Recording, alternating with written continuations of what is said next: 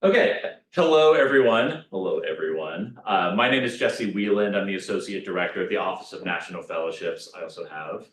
Hi, I'm Sam Giel. My pronouns are he, they, and I'm the program coordinator here at the Office of National Fellowships. And so Sam is going to be monitoring the chat. So if you have any questions during this presentation, please feel free to type it in. And we can stop and answer those as we go. We'll have time at the end, of course. Same for everyone in person. Like, please feel free to raise your hand, stop me, so I can clarify. But obviously, all of you here are here today to discuss fellowship opportunities for STEM, for research opportunities on and off campus. But before we get into all of that, just kind of to both define what a fellowship is and to talk a little bit more about our office. So at the Office of National Fellowships, we're a very tiny office. You have met 50% of the office just by meeting me and Sam.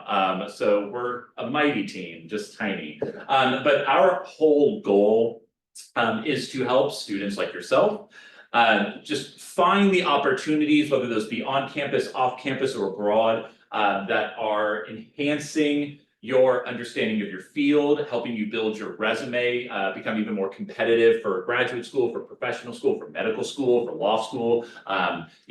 Whatever comes after Florida State, we want to make sure that you're able to, through these fellowships, confirm, yes, this is exactly the field of study I want to be in. This is exactly the type of research I would like to be doing. So hopefully your undergraduate experience is different from mine. I did not come to that realization until after and until graduate school. So it's much better to have that as a freshman, sophomore, junior, or even senior than to be at graduation and being like, what the heck, I didn't do anything. But a fellowship, so that is I think the easiest way to describe it, it's a scholarship with a learning outcome. So it's pretty easy when talking to a lot of STEM students. It's like, yeah, it's a research opportunity. Yeah, you go, you get the funding that you need, you go and do this research project. By the end of it, you've created, you've studied, or you have a tangible product to maybe return to Florida State, return to your lab or your opportunities on campus, and continue to grow and learn and develop. Now, with that funding comes competition, yes. And so we always, especially for these STEM opportunities, we always encourage our students to find that proper balance between what are opportunities here on campus that will absolutely ensure you're getting the certifications or the certificates or the experience, the skills that you need to be successful, and balancing that with these competitive opportunities, these national opportunities, because we send students to these programs every single year. So it can definitely be you, but I think finding that balance helps ensure that you're going to be doing something next spring, next summer, next year. That makes sense? So that is a fellowship. It's money and it's an experience. And then we are the ones who will sit down with you, read your applications, read your essays, edit those materials, help you manage those letters of recommendation, and make sure that you meet these deadlines for these fellowships, which are often concurrent. You'll find that from mid-fall until mid-spring, it is just deadline after deadline after deadline, and that's enough about the nightmares that I have on a regular basis. But it's a lot to manage, we know that, and so we're here to support you. So fellowship promotion, that is what we are doing today. I'm in the midst of organizing, and so if you follow us on Instagram, if you follow us on LinkedIn, or just go to our website, we post new workshops and events as they come up. I'm currently putting together a Goldwater Scholarship alumni panel for early October. I have 2 people confirmed, I need 1 more. So the point is, we post about these events and you're more than welcome to attend either in person, that one, although will be virtual, to help ourselves identify applicants. All of you in this room attending virtually are all eligible for these opportunities. And so we want to support you, help you find the resources, because yes, we'll help you with your applications, but ONF doesn't provide any research opportunities. So you need to work with multiple offices, faculty, staff, and then mentor you through that entire process, like I said. And I know we'll get more into the nitty gritty in just a moment, but just to emphasize why I believe working with our office is so important. Hopefully, again, I want your undergraduate experience to not be like mine, where I applied to college and wrote a personal statement. And then I graduated from college and applied to graduate school and wrote a personal statement. Hopefully you check in between, maybe during your sophomore year, if we're getting crazy. But these opportunities, it really does force you to stop and take stock of what you have done, what your goals are, and what are the tangible steps to get you there. And so at the very, very least, these applications are helping you develop as a writer, someone who's going to hopefully be applying to med school, be applying to graduate school and other programs in the future. So it is kind of like riding a bike. But also importantly, these applications really force you to recognize, like, I need letters of recommendation. I need people who can speak to my abilities in the lab, in the classroom, in the community, and those relationships take time to develop. And so it forces you to network, go to office hours, work with your PIs, develop these relationships. And you'll come to understand how through these fellowships, they are all asking you different iterations of the same question. It is, who are you? Why do you want this? Where do you hope to be? If you can do that for an NSF-RU application, you can do that for a Goldwater application, you can do that for any other host of opportunities that are available to you. So it does become easier. And as you progress from your first year to your second year to your third year, your resume continues to grow. You really start to understand how these experiences all intersect and showcase your capabilities for what comes next. Okay, questions so far about ONF fellowships in general? Yes. So you mentioned that fellowship opportunities were relatively limited in size, and I know you mentioned that your team is like 4 people, but how big is a fellowship exactly? Is it just individual opportunities, or is it? It really depends on so the question is, like, how big are these fellowship programs? Yeah, is it an individual opportunity, or is it applied to a group of students? I mean, I've helped students anything from crafting an email to send to a faculty member whom they like to research with, to helping students apply for a national award like this, that offers fewer than 500 scholarships nationally to all students. And everything in between, because then you have programs through the National Science Foundation, through these REUs that we'll talk about in a minute, where there are thousands and thousands and thousands of lab opportunities, dependent on your field of study and what you want to do. So it's a good question, but it varies in scope. I don't know if it's in this presentation, but there's also a postgraduate scholarship. It's called the Hertz Scholarship, Hertz Foundation.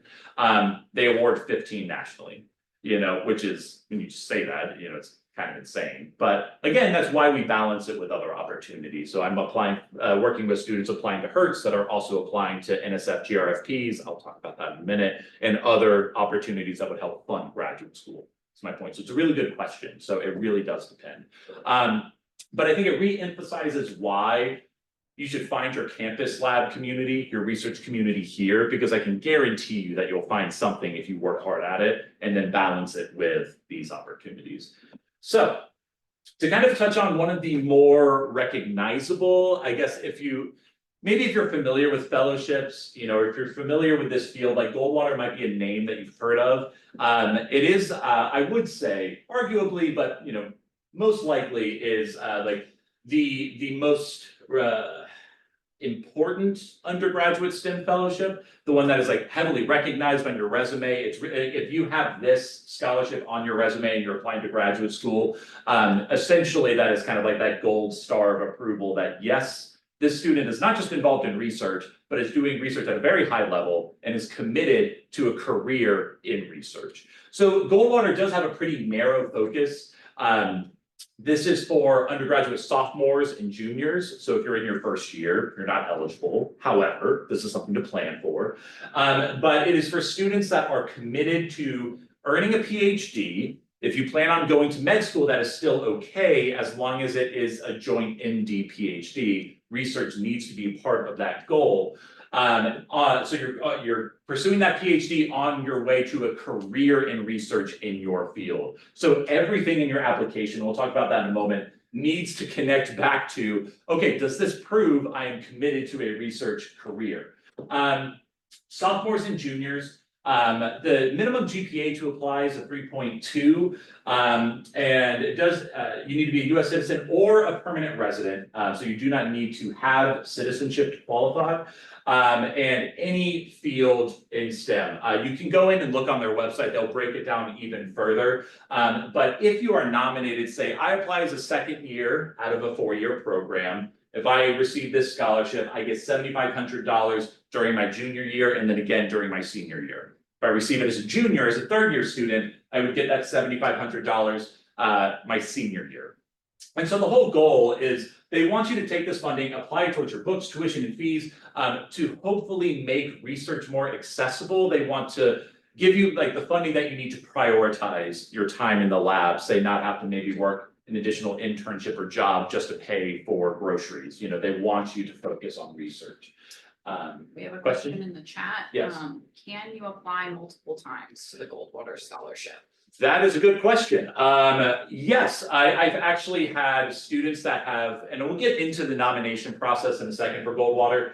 I've had students that have applied as sophomores that have not been nominated, or that have earned university endorsement and then not received it, that have then reapplied and been renominated as juniors, and then they have received it. Conversely, I've worked with sophomores, spoken with sophomores that are really interested, but they're like, well, I don't have the letters of recommendation that I need yet, but I'm building those relationships. And this is what I plan to do to then apply as a junior. So if you're a freshman and you're a sophomore, I mean, still come and talk to us. I mean, I'm happy to break down what the application is looking for and to determine whether this is the right year for you to apply or to wait until you're a junior.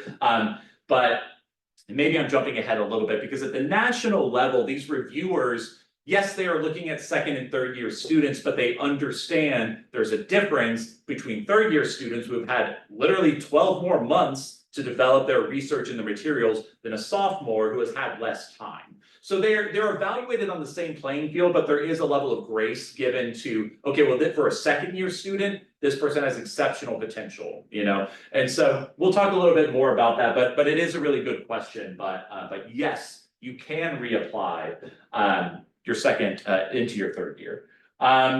So yes, I kind of already touched on this. Medicine is only eligible, and in a future slide, we'll go through some of our alumni of this program, but it is only eligible if you plan to do an MD PhD. Obviously, if you're a 2nd or 3rd year student, there are many years, especially if you're considering a gap year, between you, doing research in the lab and then you applying and being accepted into med school and starting that. You know, so if this is a very feasible goal and you can showcase, well, I have been working in the lab, but I've also been shadowing the appropriate doctors that I need to in order to, because your application, you know, maybe whether it's fair or not, is kind of held to a different standard because for other STEM students, it's like just research, that's all I'm showcasing. However, you have to show that it's also feasible that you're going to be accepted into medical school as well as you have the research chops in the lab. And so, you know, you can apply as a sophomore, but for some of the MD PhDs, it might make a little bit more sense to apply as a junior to give you more time to develop that. But again,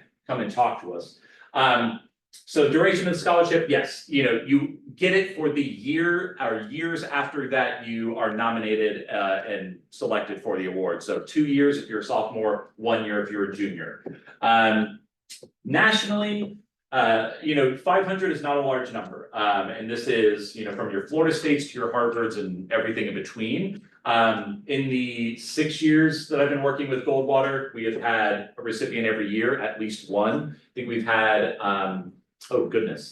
9 in the last 6 years. And so we'll get into, let me jump ahead really quick, or let me save that for a moment. We'll talk about numbers, we'll talk about the nomination process, and we'll talk about statistics in a minute.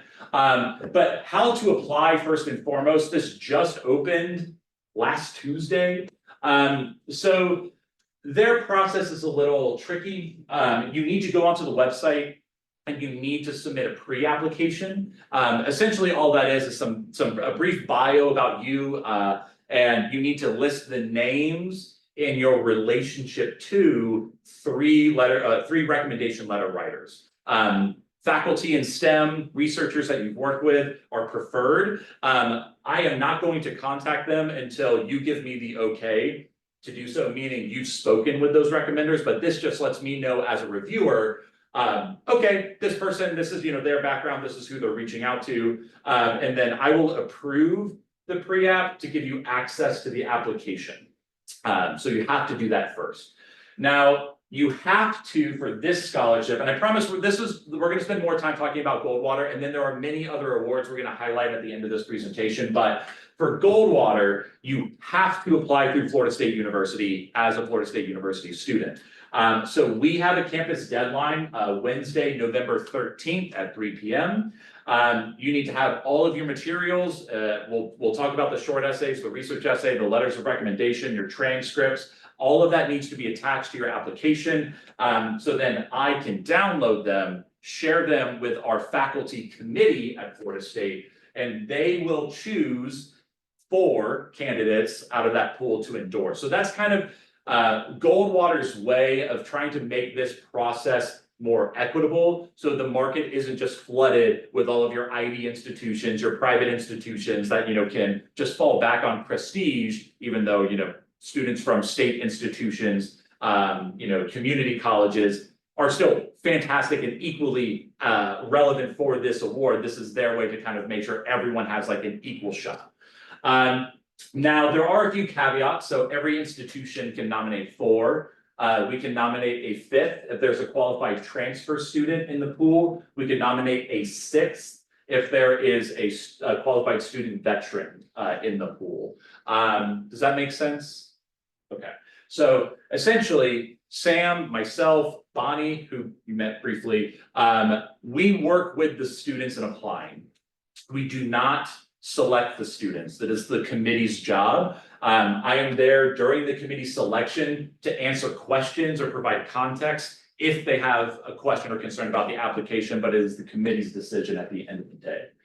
So the application, it is one of the more dense applications that we need to work with. And so yes, we're working on the essays together, the research essays, but you need to take time to sit down and really comb through this over the entire application process. It does take a little while. And you do need 3 letters of recommendation, ideally from faculty.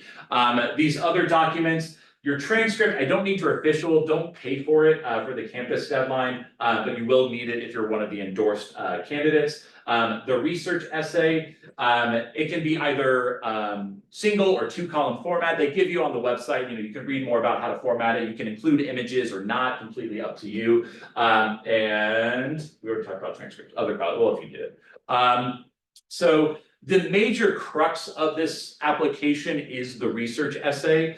And so if you're looking for ways to get involved in research, like I said, I promise we will talk about those in a minute. But you need to either be showcasing a research project that you've completed, a project you're in the midst of, or a project that you plan to participate in. It is a spectrum.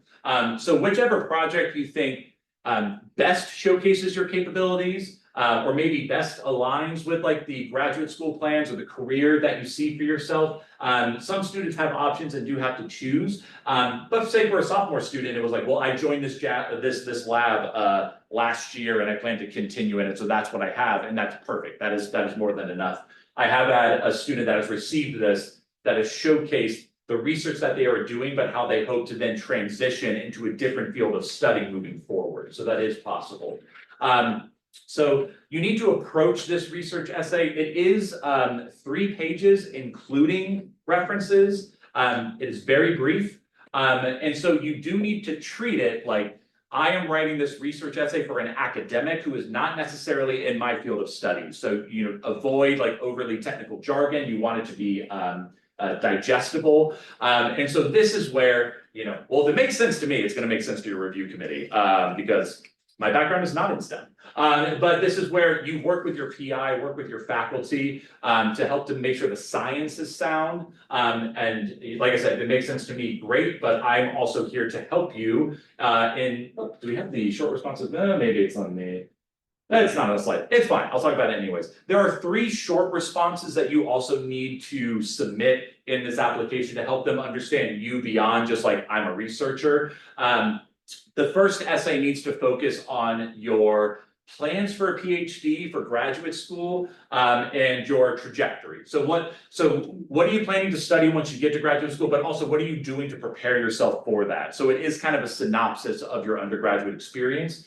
The second essay is a little bit more of a personal statement, but it's specific to your interest in your field of study and STEM. So it's kind of like, what was that like aha moment that you had that confirmed this is the field of study I want to be in, this is what I want to do with my career. And then the third essay is kind of a catch-all, and it's for you to showcase anything else that would not be seen in your application based on your grades, based on your research. I've had students, it's kind of like, tell us like, any challenges you've overcome, experiences that you've had, and identities that you hold that are relevant to your research, your goals, or what you plan to do in the future. So I've had students that have talked about being a first-gen college student. I have had students that have talked about being a woman in STEM. I've had students that have talked about access to research, difficulties they face, but how they have worked as a college student to mitigate that and make research more accessible for their peers. It is a very broad spectrum, but it's essentially because it's the only place outside of maybe the letters of recommendation, but obviously you don't write those. It's the only place for you to share a narrative with the reader that is just personal, unique to you, and shows maybe those soft skills, the leadership, the character that you need as a future graduate student. That makes sense. Questions about the essay components? Anything that you need to write for this? In the chat. Like I already mentioned with the selection process, you do have to meet our campus deadline. It's reviewed by 5 different faculty members from 5 different STEM fields on campus. They will evaluate, review the materials, and then for our endorsed candidates, provide suggestions. They're often very willing to meet with you. If, say we have a candidate from physics, maybe our physics faculty rep would be happy to sit down and talk with you. Now we'll get into, we can talk all about this in a one-on-one meeting, but it's a very eclectic review process. They're looking for academically excellent students, but that is very broadly defined. So like I said, we can nominate 4, 5 if there's a transfer student, 6 if there is a student veteran. Shahid was our most recent nominee this past year, but as you can see, yes, they award roughly 500 nationally, but in the last 6 years, these are all the students that we have had nominated that have been selected from psychology and computer science, and Shahid is from physics, chemistry. Danu actually was one of the ND PhD applicants who received that a couple of years ago and is now in med school. And so, it's absolutely an achievable opportunity for Florida State students. So I strongly encourage you to apply. Okay, questions about Goldwater before we move on to other fellowships? I know that's a lot of information. I know you came in a little bit late, but I'm happy to talk to you later. Cool. Okay, so so Goldwater is kind of one of those catch-all opportunities for STEM students. As long as you are in the field broadly and you're doing research, you're eligible to apply. Now, there are plenty of other STEM-related opportunities that might be a little bit more focused on your field of study. Udall is a great example of that. So Udall has 3 different caveats for where students can apply. If you identify with a native tribe in the United States, or Canada, I believe, and you're interested in tribal policy or tribal healthcare, those are 2 of the areas. The third area is open to any college student that is interested in environmental science or conservation or any project kind of broadly defined under this umbrella. And so the Udall scholarship is it's something that you can apply very similar to Goldwater in your 2nd or 3rd year. It has a very similar GPA requirement. I believe it's a 3.2 or above. U.S. citizens, natural permanent residents are eligible to apply. But this is similar to Goldwater in that it's a scholarship for students in those fields to just apply towards those booked tuition fees that you have. But they do, what is different from Goldwater is they do fly you out for a conference with all of the other Udall scholars in Arizona. I believe it's during late spring, early summer. But the scholarship stipend, again, is very similar to what you would find for Goldwater. But they're essentially looking for, again, students committed to research, students committed to positive work in this field. And obviously, given the field of study, given healthcare, given tribal policy, given conservation, they're looking for future leaders in this field. It's not just what you can do in the lab. It's like, how are you involved in your community? How are you involved in policy studies? Or how are you involved, again, whatever makes sense for your research and your background. So the application is partly based, I would look up the Udalls. They are, strong advocates and have been for many years in this field of study. One of the essays that you have to write is in relation to their work. Is there something that they've done, work that they've done that resonates with you, or maybe that emulates what you would like to accomplish or achieve, in your field of study, in your career. But this is one that, given its niche, field of study and interest, usually we don't have that many students apply, which is, great. We could work with you more one-on-one this past year, just like Goldwater. We did have more students apply than we had rooms to nominate, or positions to nominate. So we can, I believe, nominate 4 or 6.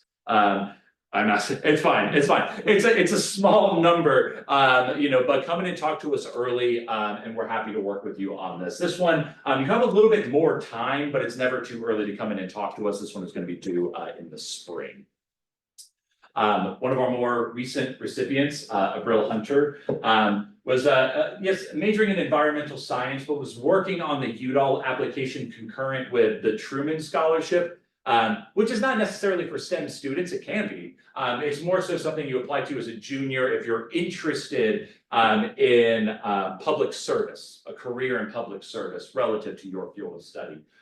So if you're in attendance or if you're watching this and you are a junior and you are interested in that, reach out to Dr. Feiler yesterday. His information will be at the end of the presentation. The Hollings Scholarship. So any students that are interested in working with fields relevant to NOAA, like the National Oceanic and Atmospheric Administration. So a lot of biology students, a lot of students in, oh goodness, what is that field of study?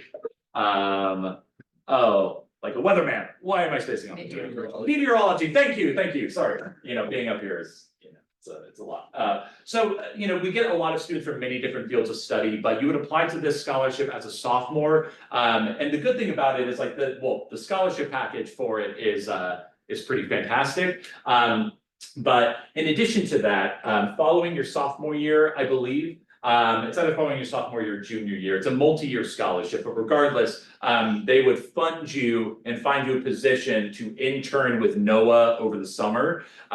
They also provide additional funding for you to attend conferences, to network with colleagues. And again, that's one of the benefits of this scholarship. As a sophomore, as a junior, maybe as you start beginning to think about graduate school, where you might like to attend, it allows you to network with researchers and professionals in your field, to maybe help you find what institution might be relevant for you to apply to as a graduate student. So this is one you have to be a sophomore when you apply to this, because it's a multi-year scholarship with the internship included. And their field of study is a little bit more narrow in focus than, say, Goldwater, but still pretty encompassing if you're able to relate what you're studying to NOAA and to its mission. $9,500 for 2 academic years, and then this is what I was talking about, that 10-week full-time summer internship where you do receive a stipend, they do pay for your housing, they do pay for your travel, which is pretty fantastic. But anyways, this is one, again, start talking to us early. We still have plenty of time to work on this application, but like I said, all of these deadlines are pretty concurrent and come up rather quickly.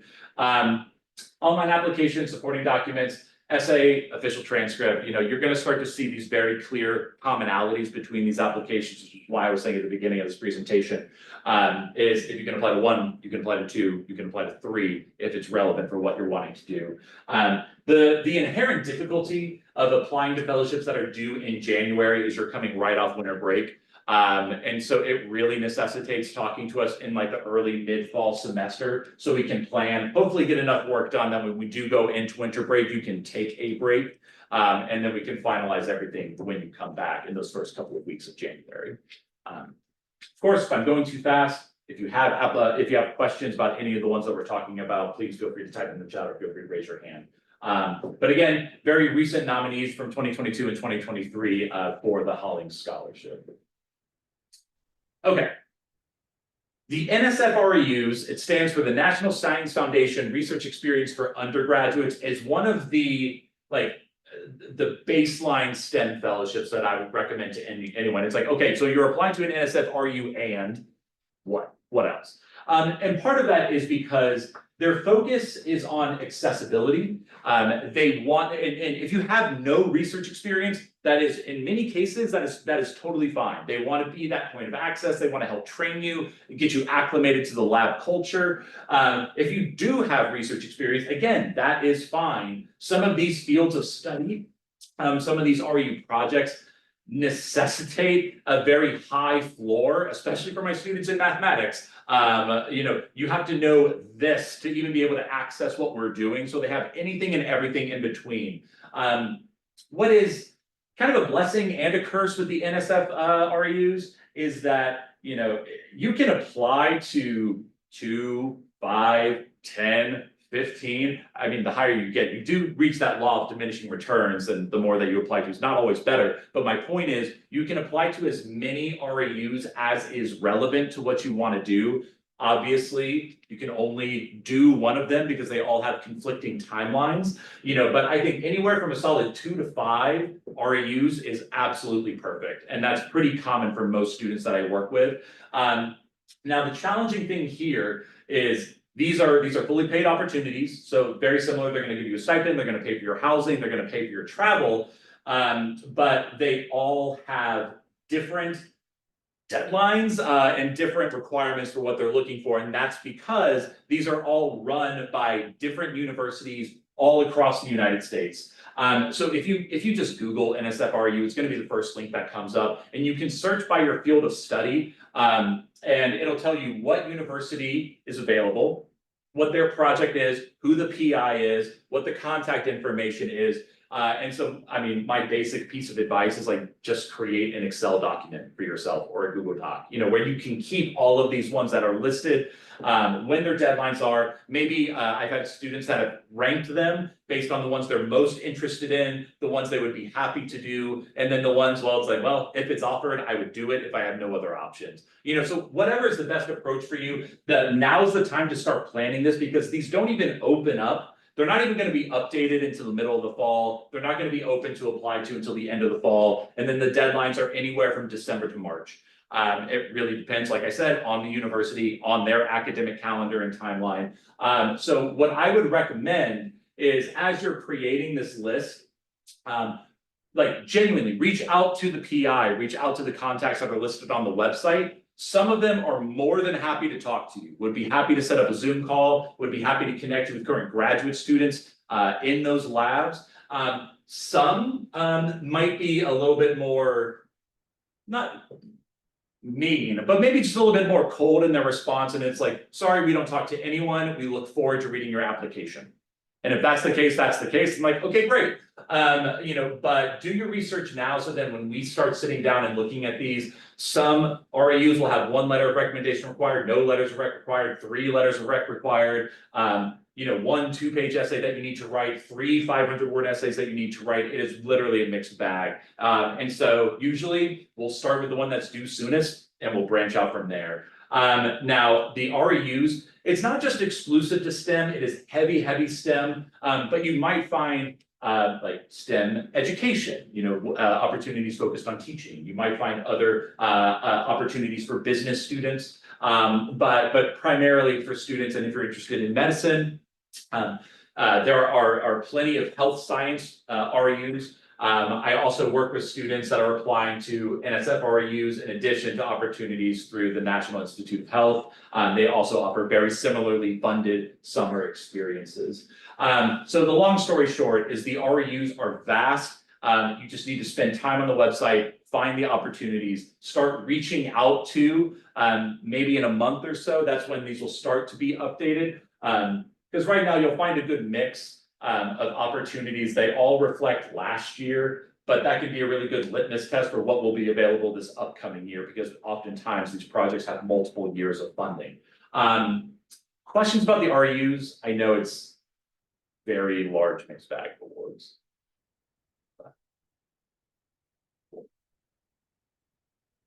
Very similar to the REUs, Dodd Rise is for research experiences fully funded in Germany over the summer. It's similar to the REUs in that when you register and create an application, you'll have access based on your field of study to multiple labs that are offering these research opportunities. So when you apply, it is capped, like the REUs, you can apply to as many as you want. You can only apply to 3 Dodd opportunities. So you would write 3 individual cover letters. They would be likely to 3 different labs. Sometimes labs will have multiple opportunities available. If so, like, great. But you would submit these 3 cover letters for the labs that you're wanting. Cover letters are kind of a weird style of writing. Obviously, we're happy to break that down for you. Essentially 1 page, very concise, very to the point, especially because this will be read by Germans. You want to be extremely detailed and to the point. But all of these labs, they operate in English. So if you don't know German, that is not an inhibiting factor. If you do know German, or if you are wanting to study German, you should maybe talk about that in your application. I do think that would be a bonus. But these are great opportunities. You can apply, I think freshmen can apply, but I want to say it might just be sophomores and above. I think they are maybe a little bit different than some of these RUs, looking for a little bit more relevant background, research experience, a good baseline of skills. And this application is going to be due early mid-December, I believe. And so it's right before we get into winter break. So again, this can maybe be treated as a precursor if you're planning on applying to the NSF REUs, but you'd also be interested in studying abroad. This could be a great practice opportunity. But I don't believe it is in the presentation, but I do think it's worth mentioning because if you are interested in research and you are interested in an international experience, we actually have a workshop coming up tomorrow for the Gilman Scholarship if you do qualify for a federal Pell Grant. They did add a new caveat to that award last year to where if you are receiving a Pell Grant and you're interested in research abroad, you could qualify for up to $6,000 in funding. And I'm going back because Sophie is a really great example of that. Following her Goldwater experience, applied to and received Gilman funding to send her to a lab up in Canada, where she was actually doing research with her PI's former PI from when he was in graduate school. It was an experience that was not advertised on any website. She used the connections that she built at Florida State to essentially build and apply to this opportunity entirely on her own, and then use Gilman funding to pay for that experience over the summer. And I think that is a good segue into some of these action steps, some of these next steps, because get to know your professors. That opportunity would not have been available to her had she not formed a good relationship with Dr. Martin at Florida State in the neuroscience, College of Psychology and Neuroscience. And so go to office hours, participate in your classes. I know this is very basic advice. As a first-gen student, I didn't know what I didn't know. And I was like, oh, I just go to class and I graduate and that's college, right? And you kind of realize afterwards, so it's like, oh, well, I should have been doing this. I should have been going to, office hours and really building these relationships. And so the nice thing about these applications is that it forces you to do that. And it will pay dividends in the semesters in the years to come. I think the other nice thing about these applications is at best, hopefully it confirms that you are studying and doing exactly what you want to do with your undergraduate degree in graduate school with your future. The inverse of that, which is not a bad thing by any means, is if it challenges that. If you get into this lab and you're like, this sucks, like I really don't like doing it, that is a great test of maybe you should reevaluate, maybe you should find a different project, or do you want to be in biology, or maybe do you want to study botany? Like, what is it that you care about? So Just to briefly highlight, because I know I've already taken up a lot of your time, clearly I care a lot about these fellowships and your success, so please come and talk to us. But there are many different opportunities on campus that you can engage with. If you are maybe in your sophomore year or in your junior year and you are involved in research, honors in the major, you do not need to be an honors student to do that. You do need to have a mentor and a PI who is going to guide you in this research and in developing your thesis. But when it comes to undergraduate academic achievements, I think that is the tippy top of the mountain. I think that better than most other experiences is going to show that you are capable for a master's, for a PhD, for graduate school. If you are in your first year, and some of you may already be in the Undergraduate Research Opportunity Program or UROP, it helps, you are still eligible to apply as a first year student. That deadline, I believe, is in the spring, but you need to go to the CRE's website. Sam, maybe if you want to link that in the chat, just so it's there. That will detail when you need to apply. But also, if you are a first year student and you're not in UROP and you want to get involved in research, again, I know this is really basic, but it is literally as easy as going onto your college's website, finding faculty in your field, finding the research that they are doing. You do not need to read all of the papers they are published, but you need to find someone who's doing work that you are interested in and send them an email and just express interest. And this is me, this is what I'm interested in. I really vibe and respect, obviously we'll make this professional, with what you are doing. I would love to learn more. If you have any positions that I can apply to, I think you would be surprised, or hopefully not, but by how many students of mine have gotten research opportunities just because they asked. So anyways, Europe is great, but start now. Idea grants, they are also run through the Center for Undergraduate Research and Academic Engagement.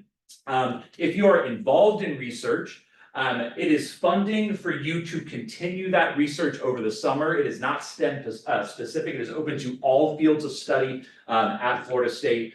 You can apply for a solo project. You can apply for a group project. Oftentimes students will use these opportunities to do the research for their honors in the major, but it's a really great program. Obviously, we've already talked about RAUs.